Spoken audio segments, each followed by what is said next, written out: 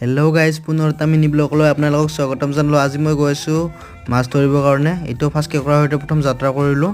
তাৰপিছত এনেকৈ অলপমান পানী সিঁচি দিলোঁ। পানী সিঁচি তাৰপিছত চাওকচোন মাছবিলাক এনেকৈ দেখাই পাই থাকে, ওচৰতে উলিয়াই আছে, পানী বেছি নাই যিহেতু। চাওক মাছবিলাক এনেকুৱা ফিল পেলাই ইফালকৈ গৈ আছে, চাওকচোন দেখি কিনে কিবা এটা ভাল লাগে। তাৰপিছত এনেকৈ আৰু মাছবোৰ ধৰিলোঁ। এইঘৰ মাগুৰ মাছ ধৰিলোঁ। এইটো খাই বেয়া নালাগব, ভালেই লাগব খাই কিনে। ডাঙৰে আছে, বেছি সৰু নহয় দে ন। তাৰপিছত এইটো হৈছে শ'ল মাছ, এনেকৈ আৰু তাৰপিছত এই দেউতা আৰু দাদাৰ লগত এনেকৈ মাছ ধৰি আছোঁ মই। ৰ'ব আপোনালোকে দেখাই পোৱা নাই চাগে, আৰু ওচৰত আনি দেখাই আছোঁ, চাওঁচোন ডাঙৰে মাছ যেতিয়া গোটেই সৰু নহয় আৰু দেই।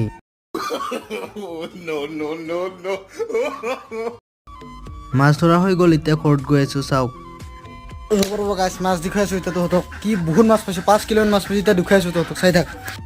5 কিলো নহ'বই গাইজ, কমেই হ'ব। মাগুৰ আৰু শ'ল মাছ পাইছোঁ, বেলেগ নাই। 5 কিলো কমেই হ'ব, য'তে বেছিকৈ পালোঁ আৰু।